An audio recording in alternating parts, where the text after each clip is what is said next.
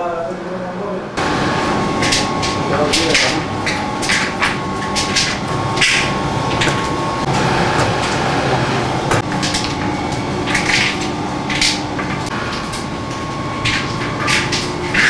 6'yı geçmesin. Gözü olayım, gözü çıksın. Hepsi 6. Zaten hepsi 6. 6'yı geçmesin abi. Aleykümselam. Hoş bulduk. Teşekkür ederim. Akşama iftar misafirlerim gelecek. Akşam 6'dan hazır olmasını istiyorum. Neyi bana getiriyorsun? Burada da Öyle mi? Güveç say. 6. Ben ekmek mi pişireyim, güveç mi pişireyim? Yok aşağı. Her Liste at 6'da gel abi. Tamam abi, teşekkür ederim. Seninki ya her gün güveç. Ne yapalım? Her gün güveç yiyoruz. Abi başka bir yemek bilmiyor musun? Yok. Sana yemin ederim bak. Neredeyse 10 gün Ramazan olacak, daha ben evime bir tepsi bile yapmamışım. Niye? Fırın ustasıyım, 20 yıldır esnafım, bu sektörün içindeyim. Her zamanki Ramazanlar, hani her zamanki gibi bir tepsi daha geldi, o da 6'da çıkacakmış. Hepsi 6'da çıkacak, mübarek. Zaten bir 5'te çıkan yok.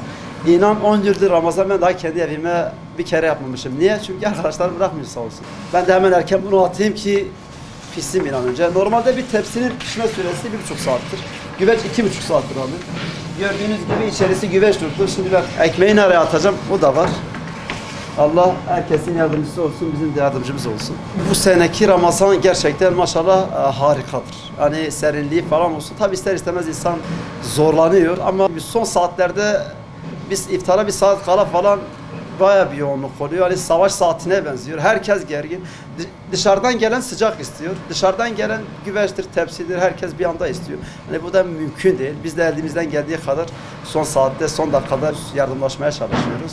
Sabaha kadar açız sürekli. Mesela akşam ezanından sonra da tekrardan sıcak ekmek çıkmaya başlıyor. Böyle her 10 dakikada bir sıcak ekmek çıkartıyoruz sabaha kadar. Böylece her gelen arkadaşlar sıcak ekmek götürmüş oluyor.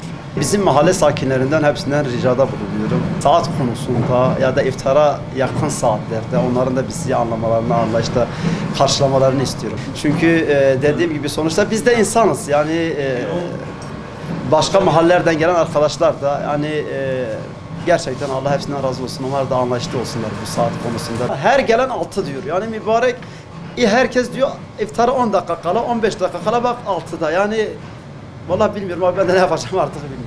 Hayırlı Ramazanlar. Öncelikle herkesin Ramazanını kutlarım. Bugün işte arkadaşların yanına geldik, güveç getirdik. Sağ olsunlar fırına atıp pişirecekler. Akşam misafirlere güveç vereceğiz. Ne kadar bizden şikayetçi olsalar da 6'da çıkaracaklar arkadaşlar. Yine güveç getirdik onlara. Güveç şikayetlerinden dolayı kızıyorlar ama biz ısrarla onlara güveci vermeye devam edeceğiz. Abi 6'da çıkması lazım. Misafirlerimiz var.